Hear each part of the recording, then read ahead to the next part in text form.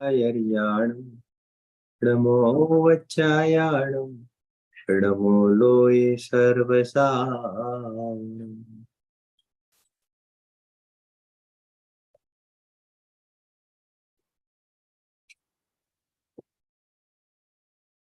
તત્વ ચર્ચા પ્રશ્ન ઉત્તરના રૂપમાં આપણે આગળ વધીશું. એની અંદર એક પ્રશ્ન એવો હતો કે સમોસરણની અંદર અજ્ઞાનીનો પ્રવેશ નથી, આવી ટાઈપનો એક પ્રશ્ન છે.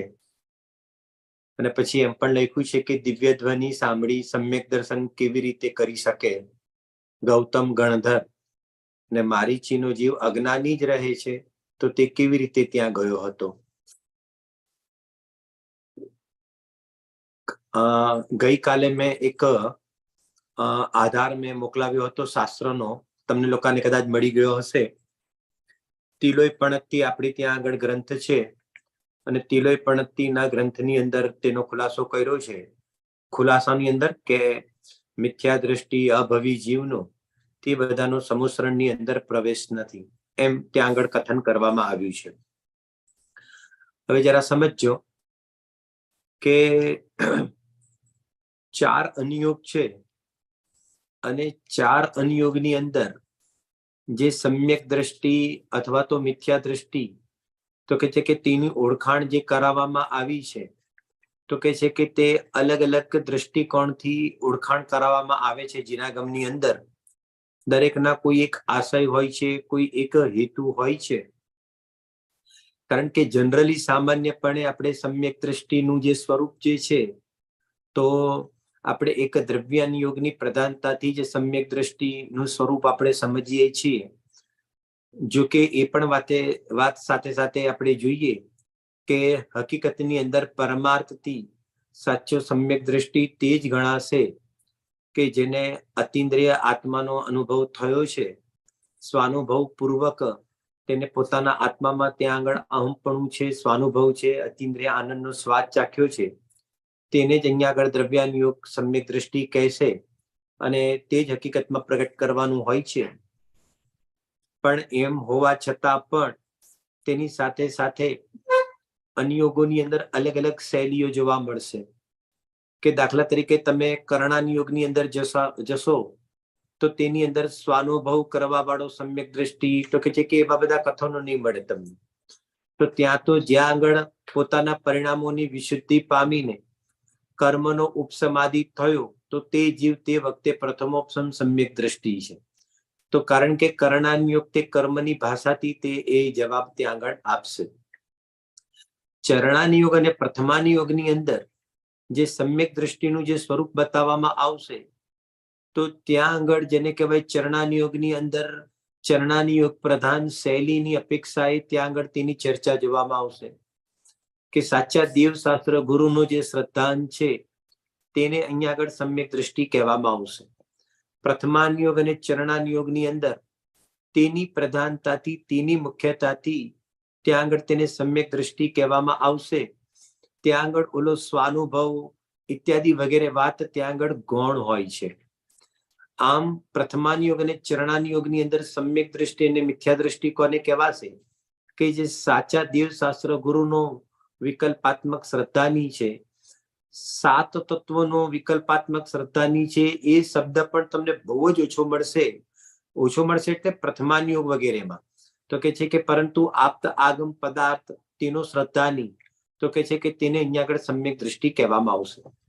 હવે વાત આ છે કે હકીકતની અંદર તે બધા જે કથનો જે કરવામાં આવ્યા છે તેને વ્યવહારથી સમ્યક દ્રષ્ટિ કહી દેવામાં આવશે.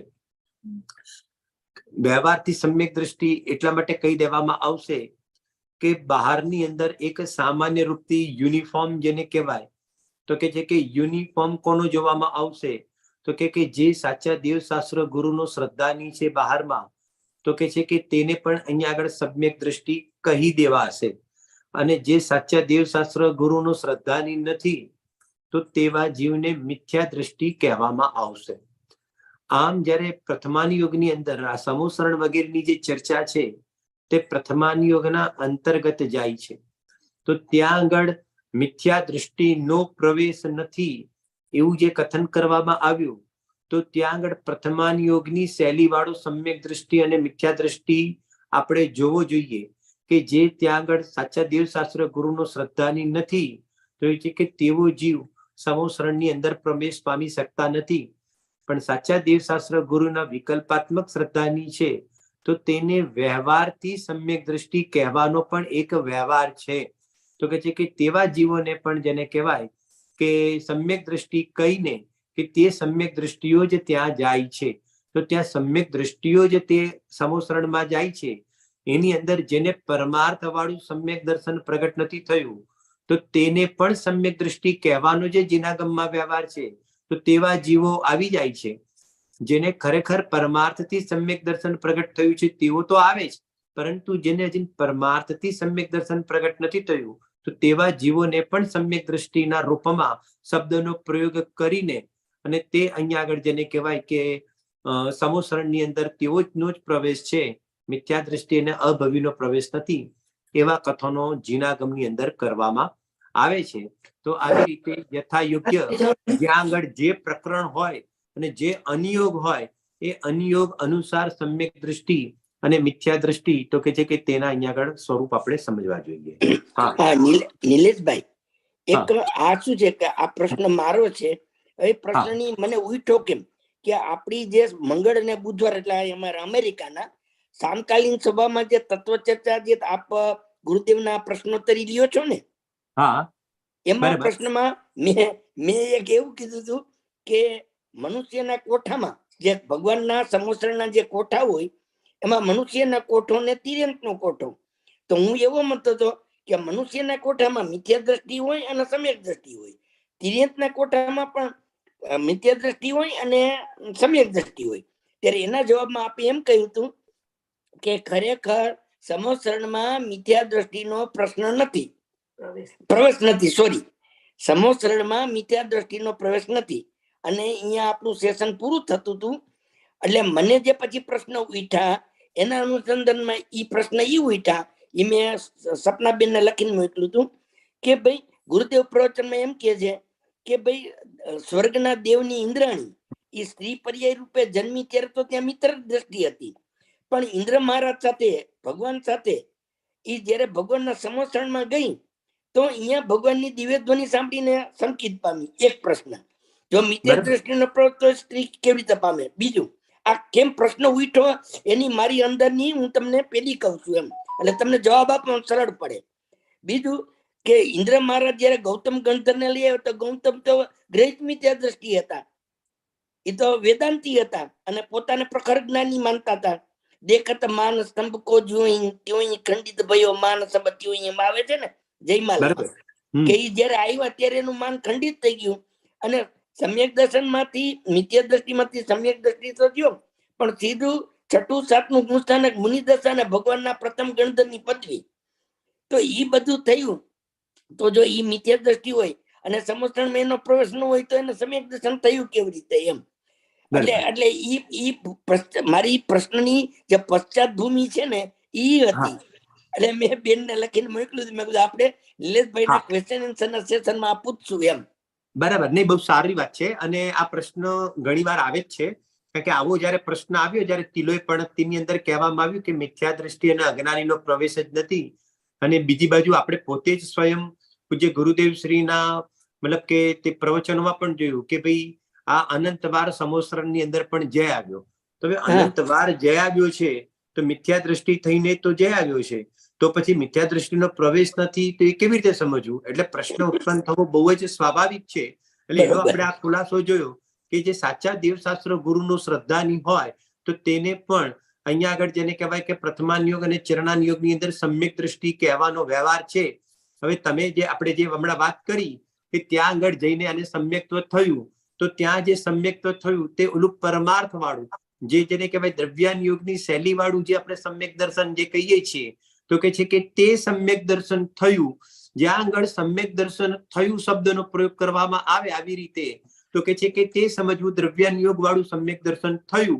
અને જ્યાં પછી એમ કહેવામાં આવે કે ત્યાં આગળ એકલા સમ્યક દ્રષ્ટિઓ જાય છે, તો ત્યાં આગળ ઓલા સાચા સમ્યક દ્રષ્ટિઓ તો ખરા જ, પણ જે ઉપચારથી વ્યવહારથી જે સમ્યક દ્રષ્ટિ કહેવાય છે, તો તેવા લોકોને પણ સમ્યક દ્રષ્ટિ શબ્દનો પ્રયોગ કરીને જેને કહેવાય કે તેનું કથન આપણે એને જી સમજવું એટલે જોઈએ. અહીંયા બરાબર? જે સમજવા અનિયોગની શૈલી પ્રમાણે તે વાત બેસી જાય છે. કહેવાનો ત્યાં એમ મતલબ. સમજી લેવાનું કે હા, ત્યાં એવી જેને વિતરાગી દેવશાસ્ત્ર પંડિત ગુરુ ટોડરમલજીએ પણ 8મા અધિકારની અંદર જ્યારે આહાર દાનનું પ્રકરણ એક આવે છે, તો તેની અંદર પણ જેને કહેવાય કે સમ્યક દ્રષ્ટિ, મિથ્યા દ્રષ્ટિ, મુનિરાજના સંદર્ભની અંદર ત્યાં તો ચર્ચા છે જી જી કે ભાઈ દ્રવ્યલિંગી છે અને ભાવલિંગી છે, તો પછી આપણે નિર્ણય કેવી રીતે કરવો, બરોબર મતલબ આહાર આપવામાં.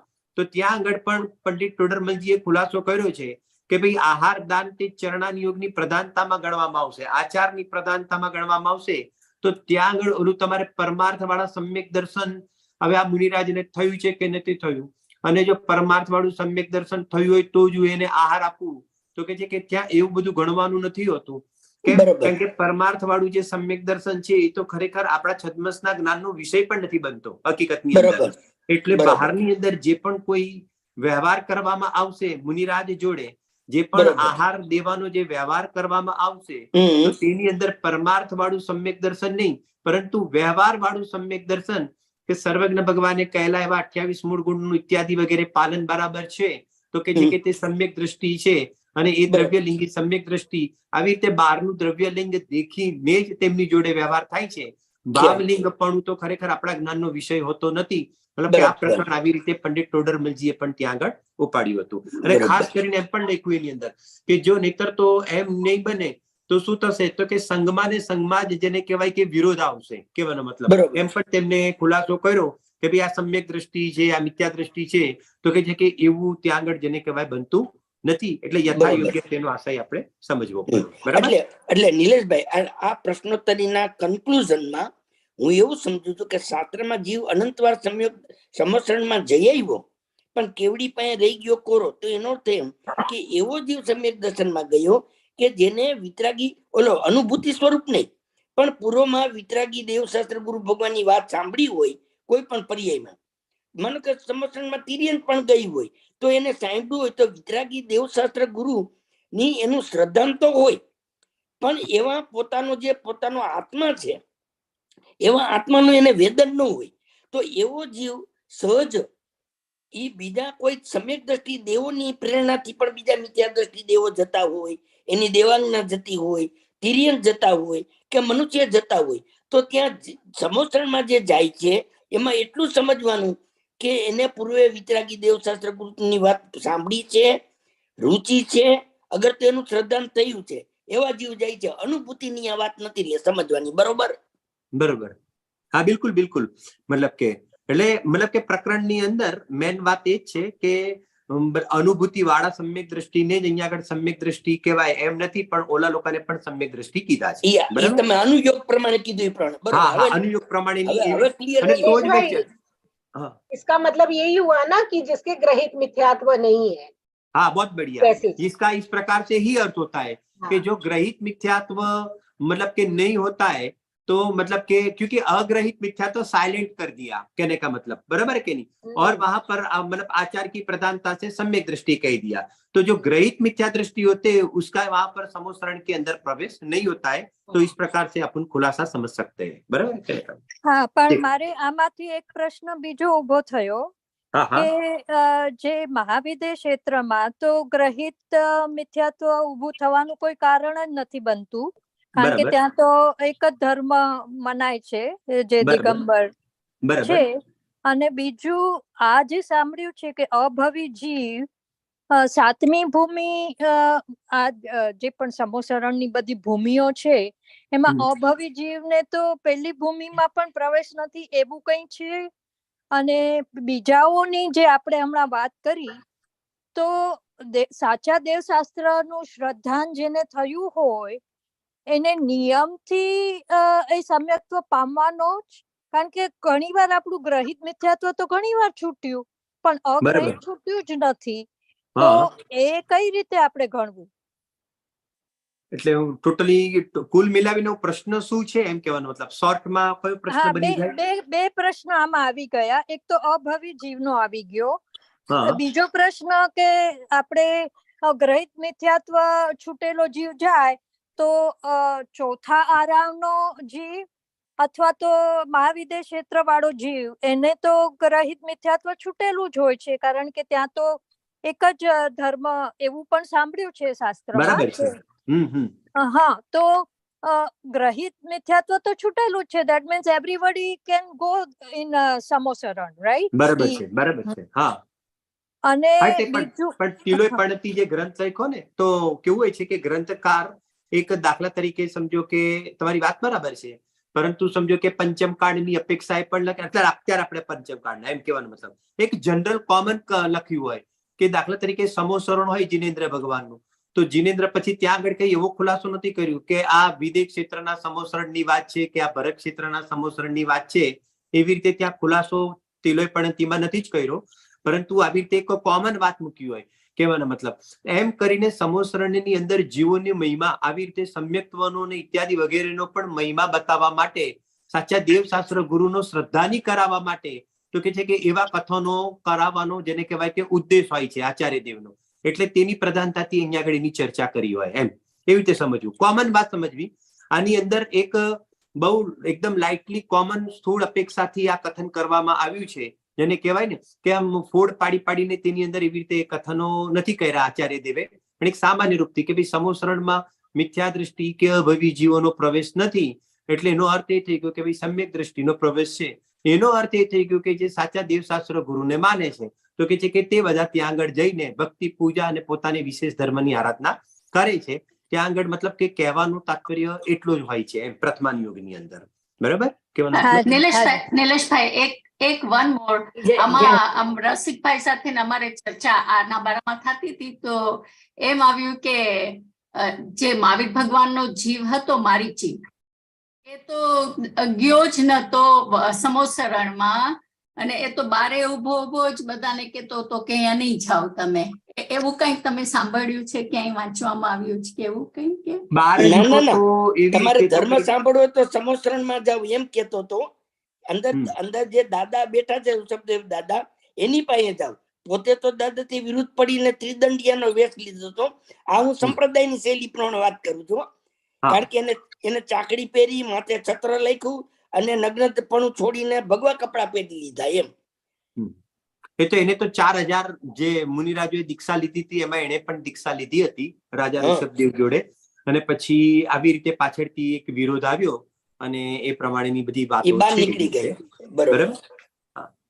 ચાલો આપણે આગળ વધીએ. નિલેશભાઈ બીજી પણ વાત નિલેશભાઈ કહું કે આ ક્ષેત્રના એટલે મનુષ્ય ક્ષેત્રના 1 2 3 123 જીવ એવા છે કે અહીંથી એવું મેં કોઈ વાંચ્યું નથી, તમારા જેવા વિદ્વાન પાસે તિલોય પણતીની અંદર જ છે. તમે જે કહો છો ને 123 જીવ એવા છે કે જે અહીંથી વિદેશ ક્ષેત્રમાં જન્મશે, એટલે જે મિથ્યા દ્રષ્ટિ, અને ત્યાં સંકિત પામી એક અવતારી, અને ઈ ભાવમાં મનુષ્ય પણ મુનિ પણ અંગીકાર કરી કેવળ જ્ઞાન થશે.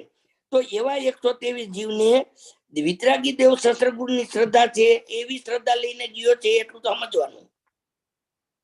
હા, જો આ બધા કેવું છે ખબર છે, કેટલીક વાતો એવી છે ને કે એક બૌદ્ધ શૈલીમાં કહેવામાં આવે, ભાવના પ્રધાનની અંદર બીજાને મારે ઉપદેશ આપવો હોય, મારે એટલે આપણે સર્વજ્ઞ ભગવાને સમજો અથવા તો મુનિરાજોને કે જ્ઞાની ધર્માત્મા હોય સમજો, જયારે બીજાને ઉપદેશ આપવાનો હોય, જો સૈદ્ધાંતિક રીતે વાત કરું છું, તમે એને અન્યથા ના લેતા, જરા સમજજો કે વાત એમ છે કે એક તો બૌદ્ધ શૈલી હોય, ઉપદેશ શૈલી હોય, અને એક સૈદ્ધાંતિક શૈલી હોય.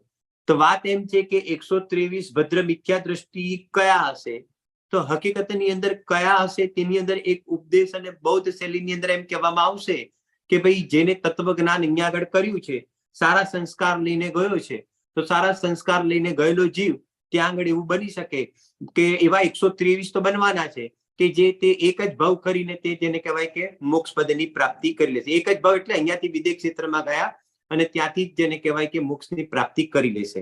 તો આવા સંસ્કાર લઈને ગયો છે. તો આ એક ઉપદેશની શૈલીની અંદર પણ આવી રીતે એનો જવાબ આપી શકાય. અને બીજી વાત એવી છે કે 123 કોણ જશે ને એવા ખુલાસા ના હોય, કારણ કે એની અંદર બને ને કે દાખલા તરીકે સમજો કે ત્યાં આગળ પણ જઈને સંસ્કાર એને નાખ્યા હોય અને તે ત્યાં ને ત્યાં જેને કહેવાય કે ત્યાંથી જતો રહે, એવું બી તો બને. કહેવાનો મતલબ ત્યાં જઈને સંસ્કાર નાખે, અહીંયાથી ઉત્પન્ન થાય વિદેશ ક્ષેત્રની અંદર, તો અહીંયાથી વિદેહ મનુષ્ય પર્યાયના આયુનો બંધ કર્યો અને વિદેહ ક્ષેત્રની અંદર તેને ઉત્પન્ન થવાનું થયું. તો વિદેહ ક્ષેત્રમાં ઉત્પન્ન થઈને ત્યાં આગળ તેને આવી રીતે સમાગમ બન્યો, માહોલ બની ગયો અને ત્યાં આગળ નવા સંસ્કાર લઈને તે જ ભાવની અંદર તે વિશેષ પુરુષાર્થ ઉપાડીને પણ મોક્ષે ગયો હોય. એટલે એ જેને કહેવાય કે એ દરેક ઘણી બધી પોસિબિલિટી બની શકે છે, એમ કહેવાનું તાત્પર્ય એ છે. પણ બૌદ્ધ શૈલીમાં આપણને સંદેશો આપવા માટે પણ એમ કહેવામાં આવે અને કહેવામાં આવે તે ખોટું પણ નથી, એવી રીતે સમજવું જોઈએ. બરાબર બરાબર બરાબર. Okay okay. જેમ જેમ દાખલા તરીકે આવે છે ને કે નિગોદના જીવો પણ જેને કહેવાય કે સૂક્ષ્મ નિગોદિયા નહીં લેવા, બાદર નિગોદના જીવ લેવા. તો કે બાદર નિગોદનો જીવ પણ અહીંયાથી મનુષ્ય પર્યાયમાં આવીને મતલબ બાદર નિગોદમાંથી નીકળીને અને મનુષ્ય પર્યાયનો એક જ ભવ કરીને મોક્ષ પદની પ્રાપ્તિ કરી શકે છે. તો કે છે કે એવી રીતે પણ તેની ચર્ચા 100% આવે છે. ચર્ચા એટલે છે એવી રીતે ઉપલબ્ધિ. તો વાત એમ છે કે તેને સંસ્કાર ક્યાં નાખ્યા, નિગોદમાં નાખ્યા કે વર્તમાન મનુષ્ય પર્યાયમાં નાખ્યા એને? તો એને બધા જે પણ કઈ સંસ્કાર છે તે વર્તમાન મનુષ્ય પર્યાયમાં જ નાખ્યા અને એ જ પર્યાયની અંદર ત્યાં આગળ સમ્યક દર્શન, જ્ઞાન અને ચારિત્ર અને સપક શ્રેણી અને તેજ ભવની અંદર મોક્ષ. આમ જેને કહેવાય કે કોઈ પૂર્વના સંસ્કાર લઈને વર્તમાનમાં કામ કરી લે છે, કોઈ વર્તમાનમાં સંસ્કાર નાખીને પણ તેજ ભવની અંદર તે કામ કરી લે છે. કારણ કે હકીકતની અંદર તે જ્યારે પણ કામ થાય છે તો પૂર્વના સંસ્કારની અંદર અંતર્મુહૂર્ત પહેલાથી લઈને કેટલાક સમય પાછળ સુધી એ બધાને પણ જેને કહેવાય કે પરંપરા, પાછળની પરંપરા સુધી તે સંસ્કાર ઉપર આરોપ, એ બધી પર્યાયોને સંસ્કાર કહેવાનો આરોપ આપવામાં આવશે. આવી રીતે પણ એક સંસ્કારનું સ્વરૂપ આપણે એને સમજવું જોઈએ. બરાબર કહેવાનો મતલબ? જો હવે આગળ આપણે ઈચ્છા અને નિદાન બંધમાં શું ફરક છે હવે જરા સમજજો. ઈચ્છા શબ્દ જે છે ને તે કોમન છે. ચારિત્ર મોના ઉદયમાં જે આપણને વિકલ્પ ઉત્પન્ન થાય છે તો કે છે કે તેને ઈચ્છા કહેવામાં આવશે. દાખલા તરીકે જો હું ગુણસ્થાનની અપેક્ષાએ વાત કરું તો જેને કહેવાય કે ઈચ્છા જે છે તો જ્યાં સુધી વિકલ્પના ગુણસ્થાનો છે, વિકલ્પની ભૂમિકા છે, તો એની અંદર ખાવાની ઈચ્છા, પીવાની ઈચ્છા, સ્વાધ્યાય કરવાની ઈચ્છા ઇત્યાદિ વગેરે જેને કહેવાય 5 ઇન્દ્રિયના વિષય ભોગોની ઈચ્છા ઇત્યાદિ એ કોમન શબ્દ છે ઈચ્છા. પરંતુ જયારે નિદાન બંધની ચર્ચા કરવામાં આવશે ત્યારે નિદાન બંધની જે ચર્ચા જોવામાં આવે છે તે ધ્યાનના પ્રકરણના અંતર્ગત જોવામાં આવે છે. તો જયારે આર્ત્ર ધ્યાનની ચર્ચા જયારે જોવામાં આવશે તો આર્ત્ર ધ્યાનની ચર્ચાની અંદર એક નિદાન બંધ નામનું આર્ત્ર ધ્યાન આચાર્ય દેવોએ બતાવ્યું છે. હવે એની અંદર આપણે એ સમજવું જોઈએ કે દાખલા તરીકે મુનિરાજ છે તો મુનિરાજને ઈચ્છા છે કે નહીં? તો કે છે કે હજી 6ઠ્ઠા ગુણસ્થાનની ભૂમિકામાં ઉભા છે. તો ચારિત્ર મોના ઉદયની અંદર તેમને પણ અહીંયા આગળ ઈચ્છા જોવામાં આવશે. પરંતુ તમે એમ પ્રશ્ન પૂછશો કે મુનિરાજને નિદાન બંધ છે કે નહીં? તો કે છે કે ના, એમને નિદાન બંધ જનિત આર્ત્ર ધ્યાનના પરિણામ જોવામાં આવતા નથી. કારણ કે નિદાન બંધ કોને કહેવાય? કે જેને કહેવાય કે સંસારિક આગામી કાળના સંસારિક ભોગની જે વાંછા હોય તો કે છે કે તેની અંદર જેનું જે ચિંતન ચાલે વગેરે તો કે છે કે તે બધાને જેને કહેવાય કે નિદાન બંધના રૂપમાં ગણવામાં આવ્યું છે. અને મુનિરાજને 6ઠ્ઠા ગુણસ્થાને આવા નિદાન બંધના પરિણામ હોતા નથી. એટલા માટે નિદાન બંધ છે તે ધ્યાનના રૂપની અંદર, આર્ત્ર ધ્યાનના રૂપના અંદરમાં ગણિત કરીને અને તેની ચર્ચા જોવામાં આવે છે. અને ઈચ્છા એક બહુ કોમન છે. દાખલા તરીકે મોક્ષે જવાની પણ ઈચ્છા, તો મોક્ષે જવાની પણ ઈચ્છા કહેવામાં આવશે કે નહીં? તો કે છે કે એવી રીતે મોક્ષે જવાની પણ ઈચ્છા શબ્દનો પ્રયોગ એવી રીતે પણ જેને કહેવાય જોવામાં આવશે. એમ યથા યોગ્ય જોવામાં આવે છે. બરાબર એને કહેવાય એમ શુભ નિદાન પણ આવે છે. નિદાન પણ 2 પ્રકારના બતાવ્યા છે શાસ્ત્રની અંદર, તેની ચર્ચા આવે છે અલગથી આખી છે. તો કે છે કે શુભ નિદાન અને અશુભ નિદાન. એની અંદર જે શુભ નિદાન છે તે કોઈ સંસારના બંધનું વિશેષપણે કારણ નથી, પણ અશુભ નિદાન છે તે વિશેષપણે સંસારના બંધનું કારણ કીધું. એની અંદર ખુલાસો કર્યો. આ બધા જો કેટલી શૈલી છે ને, ચરણાની યુગની શૈલી છે એમ સમજવી. એની અંદર ખુલાસો કરવામાં આવે કે દાખલા તરીકે તમારા શુભ નિદાનમાં શું આવે? અરે મને પણ અહીંયા આગળ જિનેન્દ્ર ભગવાનના દર્શન કરવા મળી જાય, મને પણ આત્માની વાત સાંભળવા મળી જાય, કે મારો પણ સંસારનો અભાવ થઈ જાય, હું પણ આ કર્મોને કાપું, તો કે છે કે હું એ મારો વિશેષ રૂપથી સ્વાધ્યાય કરું. તો આવા બધા જે પરિણામ છે ને, તો હાલાકી તેનાથી પણ એ વિકલ્પ છે તો બંધનું કારણ એમ હોવા છતાં પણ આપણે જેને કહેવાય ને કે એને કોઈ અશુભ નિદાનમાં કે કોઈ તીવ્ર અનંત સંસારનું કારણ બની જાય ને એવી રીતના એને ગણ્યું નથી. પણ એને શુભ નિદાનના રૂપમાં સામાન્યપણથી જેને કહેવાય કે એને ગણવામાં આવી રીતે આવે છે. એમ અલગ અલગ પરિણામ અનુસાર તેના અલગ અલગ ભાવ પડી જાય. नीलेश તો આપણે ઓકે શાંતિભાઈ બોલો. मैं तो यही पूछ रहा था कि निदान शब्द का उपयोग शुभ रूप में सम्यक दृष्टि के लिए कभी मेरे देखने में आया नहीं. निदान शब्द का उपयोग केवल आर्त ध्यान और सम्यक्त्व नहीं होने के सम्यक्त्व के रुकने रूप में देखा गया. ऐसा मेरे मैं आपको बाद में फिर बॉम्बे जाकर आधार दे दूंगा. लगभग मुझे याद है तब तक अमित गति सावकाचार में, मैं एक्जैक्टली अभी मुझे याद नहीं ना इसलिए मैं बोल नहीं रहा हूँ, फिर भी मैं बताऊंगा कि उसके अंदर इस प्रकार की भी चर्चा मतलब के आई हुई है. ऐसा ये चरणानुयोग का प्रकरण है, तो चरणानुयोग में इस प्रकार के भी शब्द के प्रयोग करके भी मतलब के बताया जाता है. ऐसा और खुलासा भी है कि ऐसे निदान ऐसे होते हैं कि मतलब के देखो बात ऐसी है ना कि आर्द्र ध्यान हम कहते हैं, तो मैं एक प्रश्न करता हूं कि आर्द्र ध्यान आप मुझे ये कहिए कि मंदिर में जाने का जो परिणाम है बराबर ना, वो कौन से ध्यान में जाएगा. जैसे कि मिथ्या दृष्टि की मैं बात कर रहा हूं, तो जो मिथ्या दृष्टि होता है तो वो मिथ्या दृष्टि को धर्म ध्यान और शुक्ल ध्यान तो है ही नहीं, इसके पास तो 2 ही ध्यान है, आर्द्र ध्यान और रौद्र ध्यान है. तो अभी उसके लिए अभी उसको कौन से खाते में डालेंगे हम, उसकी फाइल कौन सी खोलेंगे.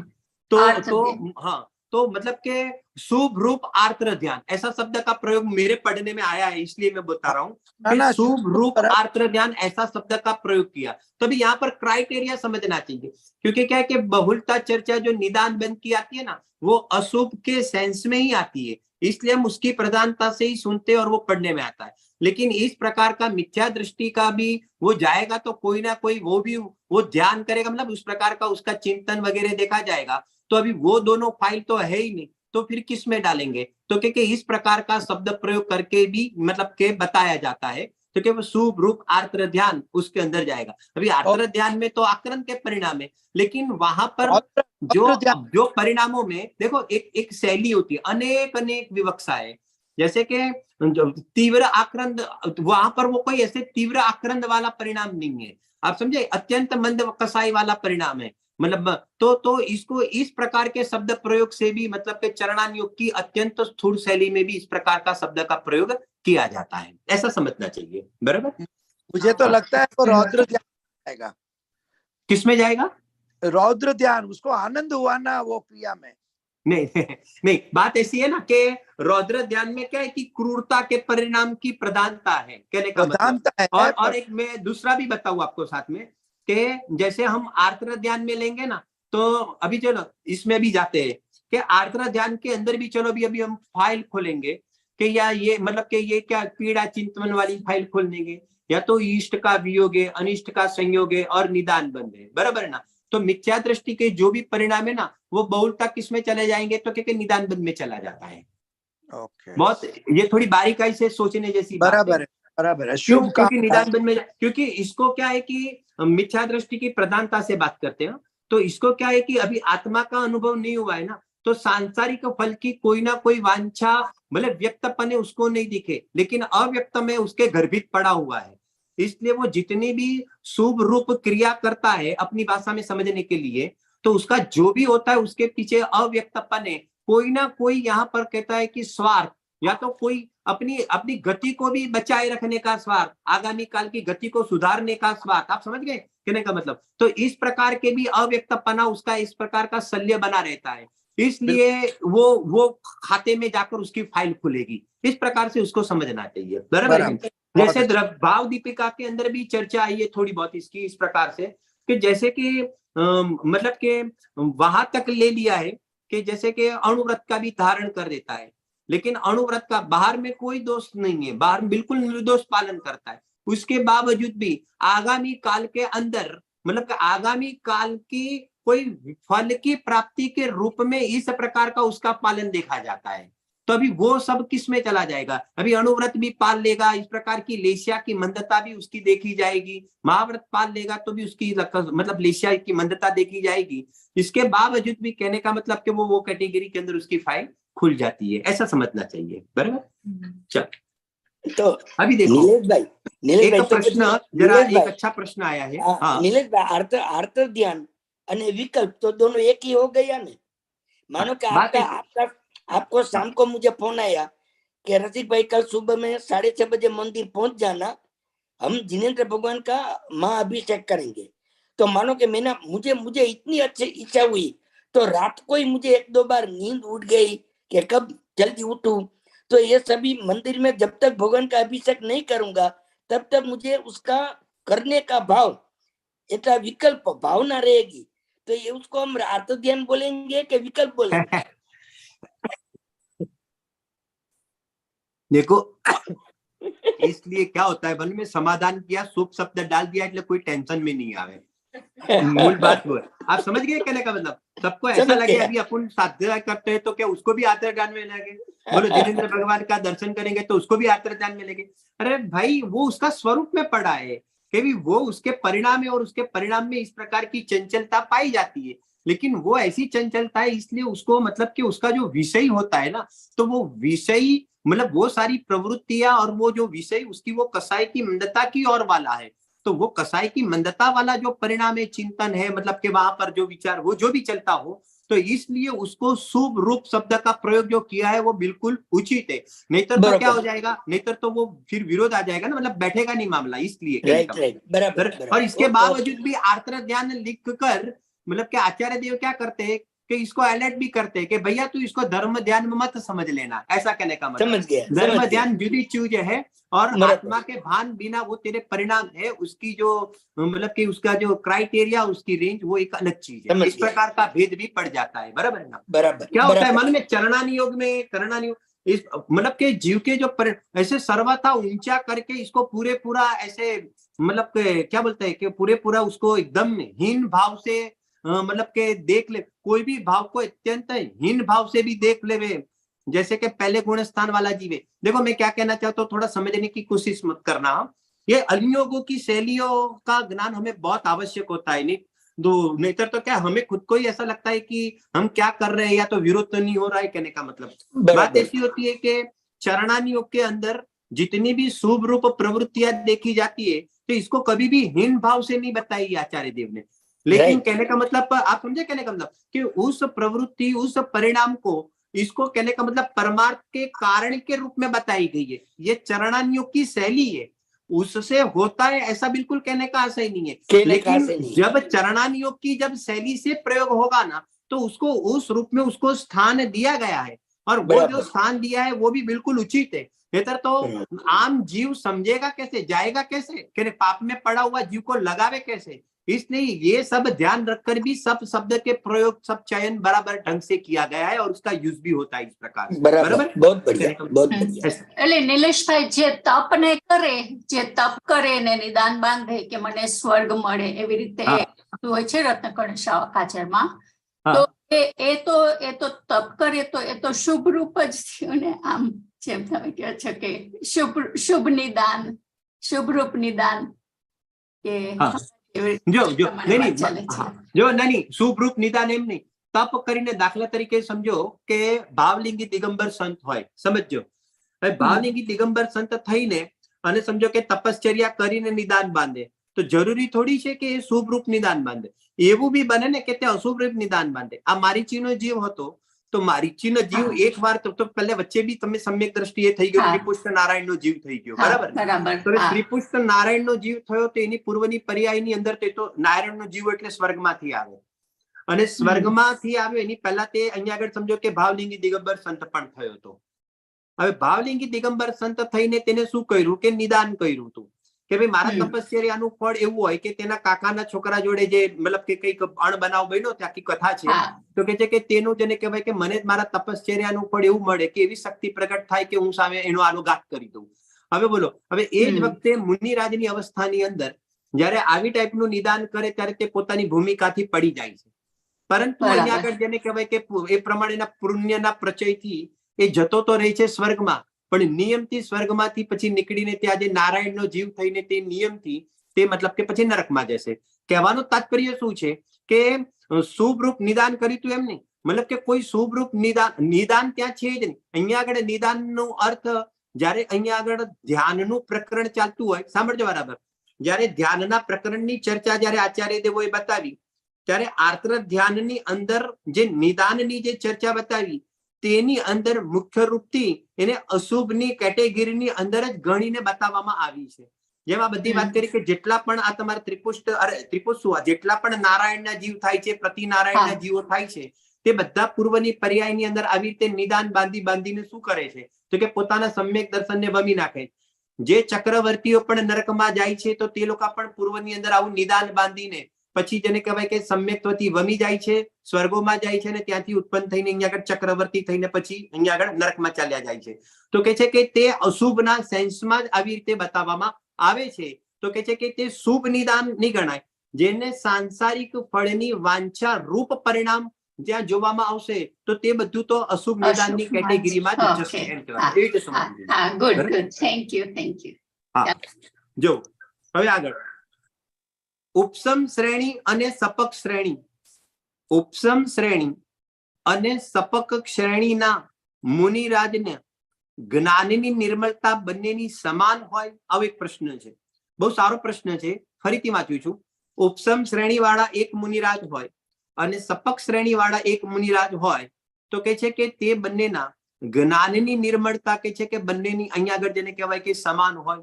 હવે જરા સમજજો. એક તો શ્રેણીની જે ચર્ચા છે ને, એ એકચ્યુઅલી શ્રેણીની જે ચર્ચા જે છે તે ચારિત્રના અંતર્ગત આવે છે. સૌથી પહેલા તો આપણે એની વ્યવસ્થા સમજીએ. હવે એની અંદર જયારે ચારિત્રના અંતર્ગત આવશે તો ઉપશ્રમ શ્રેણી વાળાને જે પરિણામોની વ્યવસ્થા છે અને સપક શ્રેણીમાં પરિણામોની જે મુનિરાજની વ્યવસ્થા છે તો કે છે કે ચારિત્રની અપેક્ષાએ જોવામાં આવશે તો ચોક્કસ આપણે એમ કહી શકીશું કે સપક શ્રેણી વાળા મુનિરાજના જેને કહેવાય કે એના ચારિત્રની અંદર, એના પરિણામોની અંદર એની વિશુદ્ધિ વધારે છે. એટલે કે એનો હેતુ શું છે? કારણ કે બંને શુદ્ધ ઉપયોગમાં છે, બંને નિર્વિકલ્પ દશામાં છે. તો એનો હેતુ જે છે તે જે કર્મોની જે નિર્જરા થાય છે, તો ઉપસમ શ્રેણી ગુણસ્થાનમાં ચડવા વાળા મુનિરાજોની જે કર્મોની નિર્જરા થાય છે એની અપેક્ષાએ અહીંયા આગળ સપક શ્રેણીમાં આરોહણ કરવા વાળા મુનિરાજની કર્મોની નિર્જરા કે છે કે વિશેષ થાય છે, વધારે થાય છે. અને કર્મોની નિર્જરા અહીંયા આગળ વધારે થાય છે તો કે છે કે એની અપેક્ષાએ અહીંયા આગળ આપણે જોઈએ તો કે છે કે પરિણામોની અંદર વિશેષ વિશુદ્ધિ અહીંયા આગળ સપક શ્રેણી વાળા મુનિરાજની વધારે જોવામાં આવશે. કારણ કે એ વિશેષ વિશુદ્ધિના બેઝ ઉપર જ અહીંયા આગળ કર્મોની નિર્જરા પણ એમની અસંખ્યાત ગુણ શ્રેણી જે નિર્જરાનું જે બને છે વ્યવસ્થા તો કે છે કે તે તેમની અહીંયા આગળ વધારે જોવામાં આવે છે. આમ ચારિત્રની સેન્સની અંદર જોઈએ, ચારિત્રના અપેક્ષાએ જોવામાં આવે તો અહીંયા આગળ સપક શ્રેણી વાળા મુનિરાજની અહીંયા આગળ જેને કહેવાય કે નિર્મળતા વધારે જોવામાં આવશે. આવી એની એક જેને કહેવાય કે વ્યવસ્થા જોવામાં આવશે. શ્રદ્ધા અપેક્ષાએ સમજો કે વાત કરીએ. હવે સમજો કે જો કે ચારિત્ર અપેક્ષા એ શ્રેણીની ચર્ચા છે, છતાં પણ હવે મને બીજો પોઈન્ટ મગજમાં આવે છે તે પણ ખુલાસો કરીએ કે માની લો કે શ્રદ્ધા અપેક્ષાએ જયારે તેની ચર્ચા જોવામાં આવે તો એવું બી બને ને કે દાખલા તરીકે સપક શ્રેણી ચડવા વાળા મુનિરાજને તો નિયમથી સાયિક સમ્યક્ત્વની પ્રાપ્તિ થઈ ગઈ છે, બરાબર. અને ઉપસમ શ્રેણી વાળા મુનિરાજ હોય તો તેની અંદર બે પ્રકારના સમ્યક દ્રષ્ટિ હોઈ શકે મુનિરાજ. તો એક તો ક્ષયોપસમ સમ્યક્ત્વમાંથી જેને કહેવાય કે ફરીથી પાછો ઉપસમ કર્યું હોય તો દ્વિતીયોપસમ સમ્યક્ત્વ કરીને પણ જેને કહેવાય કે તે શ્રેણી ચડતા હોય. તો એક જીવ તો એવા હોઈ શકે. અને બીજા જેને કહેવાય કે સપક અને અહીંયા આગળ સાયિક સમ્યક દર્શનની પ્રાપ્તિ કરી હોય અને સાયિક સમ્યક દર્શનની પ્રાપ્તિ કરવા છતાં પણ અહીંયા આગળ કહે છે કે તેમને ઉપસમ શ્રેણી માંડી હોય એવું બી બનશે. તો કહે છે કે શ્રદ્ધા અપેક્ષાએ જોવામાં આવશે તો કે શ્રદ્ધા અપેક્ષાએ બંનેની નિર્મળતા જેને કહેવાય કે સમાન જોવામાં આવશે. પણ પકડાય છે શું કહેવા માંગુ છું?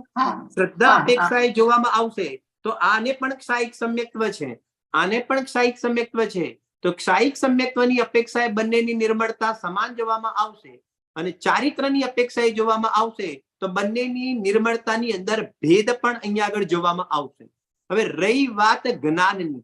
હવે જ્ઞાનની અંદર એક સામાન્યપણે જયારે એનો વિચાર કરવામાં આવે જ્ઞાનનો તો જેને કહેવાય કે જ્ઞાનની નિર્મળતા ત્યાં શું લેવી, અગત્યની વાત તો એ છે. તો કે જ્ઞાનની નિર્મળતાની અંદર ક્ષયોપસમ જ્ઞાનના ઉઘાડના બેઝ ઉપર તેની ચર્ચા કરવી કે સ્વભાવને ગ્રહણ કરવાની પ્રગાઢતાના બેઝ ઉપર ચર્ચા કરવી, તો કે છે કે બંને અપેક્ષાથી અલગ અલગ રીતે જેને કહેવાય કે તેની ચર્ચા જ્ઞાનની પ્રધાનતામાં પણ થઈ શકે છે. આ ઘણી અપેક્ષાઓ લાગે છે, સમજજો જરા, કારણ કે એને પણ જ્ઞાનની પ્રગાઢતા કહેવાય. અને અહીંયા આગળ સ્વગેને પકડવાની જે તાકાત છે તો કે છે કે તેને પણ ચારિત્રની સાથે સાથે તે પણ જ્ઞાનની જ પ્રગાઢતાના અંતર્ગત જેને કહેવાય કે જોવામાં આવી શકે છે, આવે છે જેને કહેવાય. તો આવી રીતે જેને કહેવાય કે કોના કયા લેવલ ઉપર સ્ટેજ છે તો એ રીતે તેના જ્ઞાનની નિર્મળતા જેને કહેવાય કે સમજવી જોઈએ. કોમન જવાબ આપવો હોય, માની લો કે કોમન જવાબ આપવો હોય તો હકીકતની અંદર જ્ઞાનની નિર્મળતાની અપેક્ષાએ જ્યારે વાત કરવામાં આવે તો બંનેને સ્વ પર ભેદ વિજ્ઞાન રૂપ અને ત્યાં સ્વગેને ગ્રહણ કરવા રૂપ નિર્મળતા આપણે એક સ્થૂળ વિવક્ષાથી જોઈએ તો બંનેની સમાન ગણવામાં આવે. કારણ કે જ્યારે શ્રેણીઓની ચર્ચા આવે છે અથવા તો ગુણસ્થાનોની ચર્ચા આવે છે, જરા ખાસ વાત કહું છું, શ્રેણીઓની ચર્ચા કે ગુણસ્થાનોની ચર્ચા આવે છે ત્યાં હકીકતની અંદર જ્ઞાનની ચર્ચા ગૌણ છે. હકીકતમાં તો શ્રદ્ધા અને ચારિત્રની તારતમ્યતાને જ અહીંયા આગળ શ્રેણી આપણે શું કહેવાય કે ગુણસ્થાન કહેવામાં આવે છે. એટલા માટે જેને કહેવાય કે આગળ વધવાની અંદર જે નિર્મળતામાં જે ભેદ પાડવામાં આવે છે તે મુખ્ય કરીને શ્રદ્ધા અને ચારિત્રના સેન્સ ઉપર જ ભેદ પાડવામાં આવે છે. જ્ઞાનના બેઝ ઉપર અહીંયા આગળ જેને કહેવાય કે વિશેષ કરીને ભેદ પાડવામાં આવતા નથી. એટલે આમ ત્રણેય ગુણોના સ્વરૂપને જેને કહેવાય કે આપણે અલગ અલગ રીતે આપણે એને સમજી શકીએ. બરાબર? કેવાનો मतलब? भाई साहब, मैं एक सवाल पूछना है. क्षपक और उपशम श्रेणी वाले दोनों जीवों को सत्ता की अपेक्षा फर्क है, उदय की अपेक्षा फर्क क्यों बता रहे हैं? ये मुझे सत्ता की अपेक्षा से फर्क, उदय की अपेक्षा से फर्क क्यों बता रहे? नहीं सुनो, बात ऐसी है कि उदय, सवाल उदय का नहीं, बात ऐसी है कि दोनों के एक उपसम श्रेणी चढ़ रहा है तो उपसम श्रेणी चढ़ रहा है उसका पुरुषार्थ और सपक श्रेणी चढ़ रहा है उसका पुरुषार्थ, तो दोनों के पुरुषार्थ में अंतर है कि नहीं है? फिर भी आप नहीं ये जो प्रश्न, हाँ आप बोलिए. पर्याय में तो समानता दिख रही है ना. उस समय अभी बाद में वो गिर जाएगा, उसका फिर से उदय आ जाएगा, सत्ता में वो पड़े हैं, वो बात नहीं. हाँ नहीं भाई साहब, देखो बात ऐसी है कि जैसे उपसम श्रेणी मांडी, बराबर ना, तो वहां अभी मैं कर्मों की भी बात न करके, कर्मों में भी तो बहुत फर्क है ही, कर्मों में तो फर्क है ही मतलब निमित्त के रूप में, लेकिन मैं तो परिणामों की ओर से बात करूंगा क्योंकि निर्मलता का शब्द का प्रयोग आया है ना. तो बात ऐसी है कि चारित्र के अंदर उपसम श्रेणी वाले की जो निर्मलता होती है, तो निर्मलता का अर्थ क्या कि वहां पर जो पुरुषार्थ का जो वेग होता है तो क्या चारित्र में उसका जो वृद्धिगतपना है, मतलब उसका जो पुरुषार्थ का जो वेग देखा जाएगा तो उपसम श्रेणी वाले का जो वेग होता है और सपक श्रेणी वाले का जो वेग होता है तो सपक श्रेणी वाले का तो ज्यादा है. क्यों? क्योंकि निमित्त के रूप में देखा जाएगा तो वो तो कर्मों का क्षय करते करते हुए ऊपर चढ़ता है और ये कर्म को दबाते दबाते ऊपर जाता है. तो उसकी अपेक्षा से ये उपसम श्रेणी वाले का जो पुरुषार्थ है वो सापक श्रेणी वाले की अपेक्षा से तो कम हुआ, हीन हुआ. सादी भाषा में बात करूं तो ऐसे भले पुरुषार्थ दोनों का है, वो कॉमन जवाब है, लेकिन दोनों जीवों के अंतर में देखा जाएगा तो यहाँ पर विशेष पुरुषार्थ किसका देखा जाएगा? क्योंकि विशेष पुरुषार्थ यहाँ पर सपक श्रेणी मानने वाले को देखा जाए. नहींतर तो श्रेणी के दो भेद ही नहीं पड़ते थे. अगर दोनों के परिणाम अगर हम समान कहते थे, मतलब कि दोनों के परिणामों की निर्मलता को भी अगर हम समानता को देखेंगे तो फिर दो श्रेणी के भेद, उपसम श्रेणी और सपक श्रेणी, ऐसे दो शब्द का प्रयोग ही नहीं किया जाता था. क्योंकि दो होता है तो दोनों के पुरुषार्थ अलग अलग है, इसलिए ही ये दो भेद यहाँ पर पड़ जाते हैं भाई. यहाँ पर वो जो उदाहरण देते हैं ना पानी का, निर्मलता का, वो समानता फिर फिट नहीं होती, इसलिए पूछ रहा हूँ. कौन सा पानी? जैसे जल में गंदगी नीचे बैठी हुई है, ऊपर से पानी उतना ही स्वच्छ है, निर्मल है जितना दूसरा स्वच्छ निर्मल पानी पी सकते हो. खाली वो जो नीचे सत्ता में पड़ा है वो उछल के बाद में आने वाली गंदगी है, अभी तो उतनी ही निर्मलता है, ऐसा दृष्टांत में बताते हैं. हाँ बिल्कुल बरोबर है आपकी बात. इसलिए मेरा वो दृष्टांत के रूप में ही बताया है. नहींतर तो आचार्य देव भी मतलब के औपसमिक सम्यक्त्व को है ना क्षायिकी क्यों नहीं कह देते थे? क्षायिक वत शब्द का जो प्रयोग किया है, बराबर ना, क्षायिक वत निर्मल है. आपकी बात बिल्कुल बराबर है कि दृष्टांत इस प्रकार से दिया है, लेकिन दृष्टांत के रूप में होता है, लेकिन उसका जब हम भाव में जाते हैं तो भले उसका कचरा सारा का सारा नीचे बैठा हुआ है, इसके बावजूद भी उसका जो पुरुषार्थ है और वो क्षायिक वाले का जो पुरुषार्थ है, उन दोनों में कहने का मतलब कि आसमान जमीन का अंतर है। इसलिए ही तो वो जो असंख्यात गुण श्रेणी निर्जरा के जो भेद बताते हैं, तो असंख्यात गुण श्रेणी निर्जरा के अंदर यही तो भेद है कि मतलब कि उपसम वालों की अपेक्षा से सपक वालों की निर्जरा ज्यादा हो जाती है। तो अगर निर्जरा ज्यादा हो जाती है ना, तो इसका कोई ना कोई यहाँ पर जीव के परिणामों पर मतलब कोई रीजन होना चाहिए। तो रीजन में यही है कि उसका जो पुरुषार्थ होता है वो विशेष पुरुषार्थ है, नहीं तो फिर इसको क्षायिक करने की भी जरूरत क्यों है? फिर तो इस प्रकार से ही ऊपर चढ़ जावे ना। नहीं, लेकिन ऐसा नहीं होता है, वो पुरुषार्थ पूर्वक यहाँ पर मतलब आगे बढ़ेगा और इस प्रकार से ही वो क्षय करके ही वो आगे जाता है। मतलब कि कर्म की जो व्यवस्था से हम उसकी पोजीशन को नापते हैं। जैसे कर्म है ना, तो कर्म के पोजीशन जो जो बताते हैं, तो उसके माध्यम से भी तो जीव के परिणामों का ज्ञान कराते हैं। तो यहाँ पर वो ही बताते हैं कि वो पुरुषार्थ में जो अंतर है वो है उपसम वाले का और क्षपक वाले का जो अंतर है, तो कि वो इस प्रकार से है, वो अभी तक नष्ट नहीं कर पाया, वही उसका पुरुषार्थ है। देखो जैसे है ना कि उपसम श्रेणी जो चढ़ा है, जरा समझना कि उपसम श्रेणी चढ़ा है तो उस समय ही मतलब कि जैसे कि 8वें से उसने प्रारंभ किया, तो उसी समय तय था कि वो नियम से 11वें से नीचे आएगा। कहने का मतलब क्योंकि उस ढंग से ही वो चढ़ा है, आप समझे कि नहीं? और सपक चढ़ा है तो नियम से उस ही समय उसका इस प्रकार का पुरुषार्थ उठा हुआ है कि वो अभी पार हो जाएगा। कहने का मतलब वो 11वें में जाने वाला ही नहीं है, 10वें से सीधा 12वें में ही जाने वाला है, क्योंकि उसने छलांगी उस समय ऐसी लगाई है। और इस भाई साहब ने छलांगी ऐसी लगाई है कि वो पार करने वाला ही नहीं है। तो वो भी कहने का मतलब जब चढ़ा उस समय ही उसका इस प्रकार से ही पुरुषार्थ मतलब कि सपक की अपेक्षा से हीन पुरुषार्थ से ही वो चढ़ा है। हालांकि 6ठे 7वें वालों की अपेक्षा से भले उसको पुरुषार्थ ही कह दो, लेकिन सपक की अपेक्षा से वहां पर ही उसका पुरुषार्थ में फर्क है, इसलिए उसकी निर्मलता में भी अवश्य फर्क देखने में आता है। बराबर? Thank you. नहीं, अभी देखो, अभी एक प्रश्न ऐसा आया है कि ये प्रथमोपसम सम्यक्त्व मतलब कि ये जो होता है तो औपसमिक होने की जरूरत क्यों पड़ती है, ऐसा एक प्रश्न आया, एक बहन का है। और इसके अंदर और भी उन्होंने फिर मतलब के प्रश्न मतलब के किया है कि नहीं तो ये मतलब अलग अलग दृष्टिकोण हो जाता था। लेकिन इसको मैं एकदम सरलता से मैं इसको समझाने की कोशिश करूंगा कि प्रश्न ऐसा है कि भाई प्रथम जब सम्यक दर्शन होगा तो प्रथमोपसम सम्यक्त्व ही औपसमिक सम्यक्त्व ही वो क्यों करता है। कहने का मतलब कि बात ऐसी है कि प्रथमोपसम सम्यक्त्व ही क्यों इसलिए करता है, मतलब कि क्षयोपसम क्यों नहीं करेगा। तो कहते का तात्पर्य ये है कि सबसे पहले क्षयोपसम सम्यक्त्व करने के लिए उसको उसकी सत्ता में सम्यक्त्व मोनीय प्रकृति सत्ता में होनी चाहिए। जब तक सम्यक्त्व मोनीय प्रकृति सत्ता में नहीं होगी तब तक क्षयोपसम सम्यक्त्व नहीं हो पाता है, क्योंकि क्षयोपसम सम्यक्त्व के अंदर मिथ्यात्व और सम्यक्त्व मिथ्यात्व का तो अनुदय देखा जाता है, और सम्यक्त्व प्रकृति बोलो या सम्यक्त्व मोनीय बोलो, तो क्योंकि उसका वहां पर उदय देखा जाता है, तो उसको हम क्षयोपसम सम्यक्त्व कहते हैं। अब प्रथमोपसम सम्यक्त्व करेगा तब तो उस काल में इसको 3 टुकड़ा होता है, और 3 टुकड़ा होकर ये मतलब के तीनों तीन ये मिथ्यात्व में से ही बनी हुई ये 3 टुकड़ा मतलब के प्रकृति यहाँ देखी जाती है, और ये 3 टुकड़े पड़ेंगे तब तो जाकर वो सम्यक्त्व प्रकृति के उदय आने पर इसको क्षयोपसम सम्यक्त्व देखा जाएगा। तब तक इसको अभी अनादिकालीन मिथ्या दृष्टि के पास वो सत्ता में ही नहीं है, तो सत्ता में ही नहीं है तो फिर उसका उदय की बात भी कहाँ आएगी। कहने का मतलब इसलिए कहने का मतलब सबसे अनादिकालीन मिथ्या दृष्टि होता है, तो अनादिकालीन मिथ्या दृष्टि जीव को तो अपना जो मिथ्यात्व रूपी यहाँ पर पथरा पड़ा हुआ है, तो इसको यहाँ पर पहले 3 टुकड़ा अवश्य करना ही पड़ेगा। वो अनुभाग की अपेक्षा से 3 टुकड़े हो जाते हैं, तो इस प्रकार से ही उसकी व्यवस्था है, उसका प्रोसेस है। तो 3 टुकड़ा करने के बाद वो फिर वो सम्यक्त्व प्रकृति का कचरा उदय में आ जाता है, तब चन्म लगाड़ दोष लगकर इसको क्षयोपसम सम्यक्त्व होता है।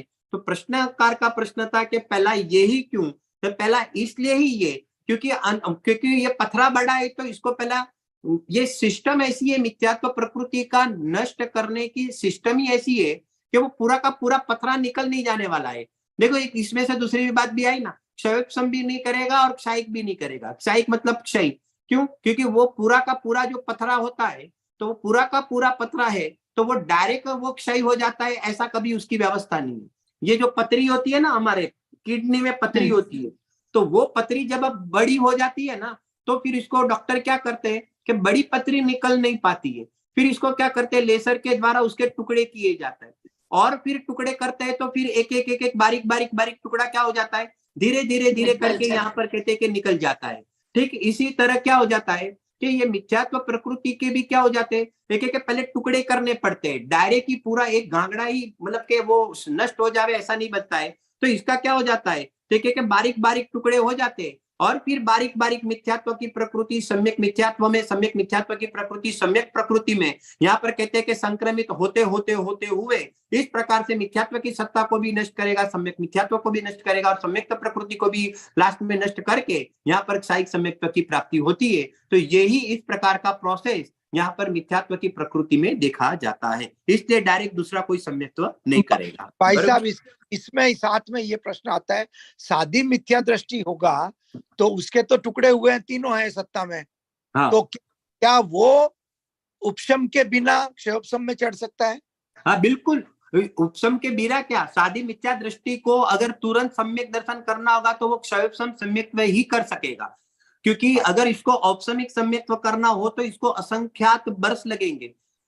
एक बार सम्यक्त्व में से मिथ्यात्व में आने के बाद दोबारा प्रथमोपशम सम्यक्त्व अगर उसको करना हो तो उसके लिए असंख्यात वर्ष लगते हैं, असंख्यात वर्ष पहले वो औपशमिक सम्यक्त्व नहीं कर सकता है, तो तब तक वो कौन सा सम्यक्त्व करेगा, तो कहते हैं कि क्षयोपशम सम्यक्त्व कर सकता है, तुरंत अंतर्मुहूर्त में वो क्षयोपशम सम्यक्त्व कर सकता है। मतलब कि औपशमिक सम्यक्त्व में से गिर गया तो पहले गुण स्थान में आ गया, ऐसे जीव लेते हैं, तो पहले गुण स्थान में वो सादी मिथ्या दृष्टि कहने में आएगा, और सादी मिथ्या दृष्टि जीव की सत्ता में वो सम्यक्त प्रकृति पड़ी हुई है, इसलिए वो सम्यक्त प्रकृति का अगर उदय आ जाता है तो वो पहले गुण स्थान में से वापिस वो चौथे गुण स्थान में जाकर क्षयोपशम सम्यक दर्शन कर सकता है। ऊपर से तो क्षयोपशम ही सम्यक्त्व करेगा, उसको औपशमिक के लिए तो उसको असंख्यात वर्ष लग जाते हैं, ऐसा है कहने का। इसलिए लग जाता है कि उसका भी एक पूरा एक रीजन, अभी उसको टच नहीं करेंगे, लेकिन वो सत्ता में जब लंबा काल हो जाता है तो वापिस वो क्या हो जाता है कि वो अनादिकालीन जैसी उसकी स्थिति हो जाती है, तो मतलब कि उल्टा संक्रमण करके वापिस एक मिथ्यात्व की प्रकृति तैयार होकर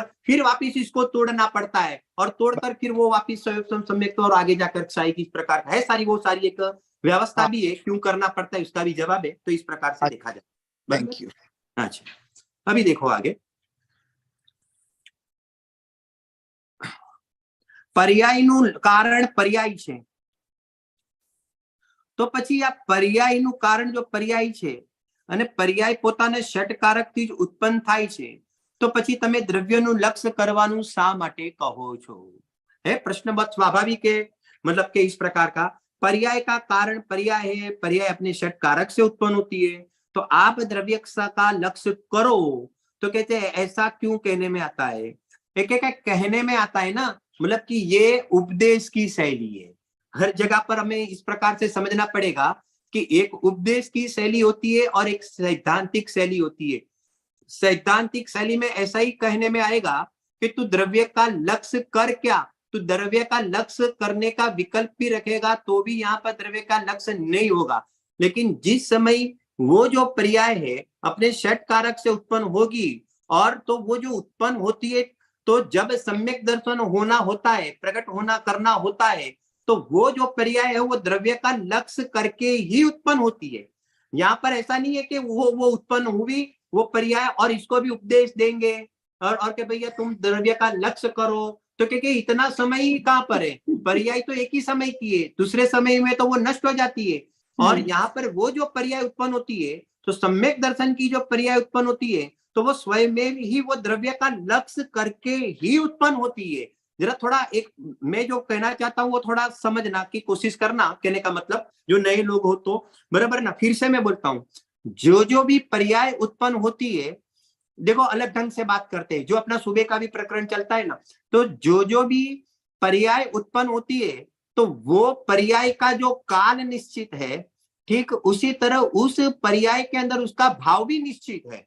जैसे कि सम्यक दर्शन की पर्याय मान लो कि वो 8वें समय में सम्यक दर्शन की पर्याय उत्पन्न हुई, तो उसका स्वकाल निश्चित है, तो वो जो पर्याय उत्पन्न हुई है, तो उसका हकीकत में वो भाव भी वहां पर बैठा हुआ है, वो भाव भी यहाँ पर निश्चित है। ऐसा नहीं है कि वो खाली खोखा वो खड़ा हुआ पर्याय का और फिर इसके अंदर अपन ने सम्यक दर्शन भरा और यहाँ पर सम्यक दर्शन प्रकट हुआ, ऐसा नहीं है। लेकिन स्व का लक्ष्य करके ही उत्पन्न हुई है। हकीकत में तो सम्यक दर्शन के साथ वो उत्पन्न हुई है। उस समय उसका लक्ष्य कहाँ पर था कि उसका लक्ष्य यहाँ पर त्रिकाली ध्रुव पर था। तो त्रिकाली ध्रुव पर लक्ष्य था, तो यहाँ उपदेश की शैली के अंदर ऐसा कहने में आया कि भैया तुम स्वभाव का लक्ष्य करो, द्रव्य का लक्ष्य करो। तो ऐसे द्रव्य का जो लक्ष्य करने का बात है, तो वो जीव को पुरुषार्थ जगाने के लिए, उठाने के लिए उपदेश की शैली में कथन किया जाता है। और वो पर्याय भी सम्यक दर्शन लेबल लगा हुआ है। तो वो सम्यक दर्शन की पर्याय भी वो अपने षट कारक से उत्पन्न हुई है। तो स्व का लक्ष्य करके उत्पन्न हुई है ऐसा नहीं। जब सैद्धांतिक बात चलेगी तो वो स्व का लक्ष्य करके ही उत्पन्न हुई है। उसमें भी जीव ने हकीकत में देखा जाए तो हकीकत में कुछ कर्तृत्व पने से वहां पर भी कुछ किया नहीं है। इस प्रकार से कहने का मतलब पर्याय के षट कारक को या तो उसकी स्वतंत्रता को हमें समझना चाहिए। ख्याल में आया? थोड़ा मैं फास्ट गया हूं, लेकिन आप भाव समझ सकते हो। समझ गया कि ये उपदेश बोध का कथन है, उपदेश बोध का कथन है, सिद्धांत बोध नहीं है। हाँ, अब भैया सम्यक दर्शन प्राप्त करो, बराबर के नहीं, कहने का मतलब तत्वों का श्रद्धान करो, तो वहां पर ये सब बोध शैली का है। सम्यक दर्शन प्राप्त करो मतलब क्या कि वो पर्याय अपने स्व काल में उत्पन्न हुई है, तो सम्यक्त्व लेकर ही उत्पन्न हुई है। अंदर में सम्यक दर्शन बैठा हुआ है ऐसा मेरा बिल्कुल नहीं कहना है, लेकिन वो पर्याय के अंदर सम्यक्त्व प्रकट करने की योग्यता है। और जब वो उत्पाद रूप से जब उत्पन्न होती है तो वहां पर वो भाव भी है ना, द्रव्य क्षेत्र काल भाव, तो उस पर्याय में वो सम्यक्त्व का भाव भी वहां पर मौजूद होता है। तो फिर करो वाली बात बैठती नहीं है। तो सिद्धांत तो ये है कि हर पर्याय का भाव भी सुनिश्चित है, उसको ही षट कारक में काल और भाव दोनों को लेकर हम समझ सकते हैं। बहुत बढ़िया, बहुत बढ़िया, बराबर कहने का ऐसा समझना चाहिए। हाँ, अभी एक अंतिम प्रश्न तमय, मतलब 2 मिनट बाकी है, मैं अंतिम प्रश्न लेता हूं। औदारिक मिश्र काय योग का स्वरूप क्या? अभी देखना, एक औदारिक काय योग की चर्चा आती है, एक औदारिक मिश्र काय योग की चर्चा। पहले तो सबको मालूम होगा ना कि काय योग के कितने प्रकार है, वो मालूम है ना सबको? ના મને નથી ખબર સર, તમે રિફ્રેશ કરો, કદાચ ખબર હોય તો આમ નથી ખ્યાલમાં આવતું. ના, નથી ખબર. હા, તો મારી વાત સાંભળો ને, આજે છોડી દઈએ કારણ કે થોડુંક લઉં, કારણ કે યોગના 15 પેજ છે, એની અંદર काय યોગના 7 પેજ છે, તો કોને કયો કેવી રીતે ઘટિત થાય ને, કારણ કે હું એમણે જ બોલી જઈશ તો પછી બેસે નહીં, જેને કહેવાય ને, એટલા માટે આપણે એ મોટો પ્રશ્ન છે, સરખી રીતે પછી જવાબ એનો આપો, એટલા માટે તેની ચર્ચા પછી જોઈએ છે આપણે। હા, આવતીકાલે લઈએ આપણે। एक छोटा सा प्रश्न है नीलेश भाई, एकदम छोटा, आपको इजी होगा शायद आंसर करने में भी, कि ये जो मुनिराज होते हैं, मुनिराज कहते हैं ना, अंतर्मुहूर्त में अंदर बाहर होते हैं उनकी परिणति, तो वो एक दिवस में, आज शायद प्रवचन में आया था कि 1000 बार अंदर, तो और मतलब मैंने तो गुरुदेव श्री से अन्य जगह ऐसे ही सुना था कि 0.25 सेकंड अंदर और 1.5 सेकंड बाहर, और वहां से 1000 फिट होता है। तो ये गलत है कि सही? कहीं कहीं और किसी को ऐसी नहीं, बिल्कुल सही बात है, और कल उसकी भी चर्चा करेंगे, क्योंकि ये जो है ना, उसके अंदर दूसरा भी एक क्वेश्चन आया हुआ है ना, तो उसको उसके साथ मेरे को मिलाकर इसका कथन करना है, तो कल अवश्य चर्चा उसकी करेंगे। मैं आपको आगम का आधार भी, 0.25 सेकंड वाला शब्द का प्रयोग है ना, वो आधुनिक है, क्योंकि वहां पर सेकंडों में जवाब नहीं दिया हुआ है, ग्रंथों के अंदर आवलियों के रूप में जवाब दिया जाता है। करणान योग की वो शैली है, बराबर है ना। और वो गुणस्थ, मतलब ये गोमट सार में आया है क्या है, उसकी चर्चा अपन कल थोड़ी ढंग से कर लेंगे। मुझे तो वो गुरुदेव श्री के वाक्यों से ही पता था, मैं वहां से ही नहीं, बिल्कुल बात सही बात है, और गुरुदेव श्री ने भी जो बात बताई है वो भी बैठ जाती है, वो मैं कहना चाहता हूँ। वो कल अपन इसको, मतलब 0.25 सेकंड वाला मामला भी बैठ जाता है, मैं तो ये कहना चाहता हूँ, वो उसकी चर्चा अपन कल करेंगे, ऐसा करें, बराबर कहने का मतलब। चल, जावाणी के ज्ञान से सूझे लोग तो वाणी मस्तक नम सदा देत धूप।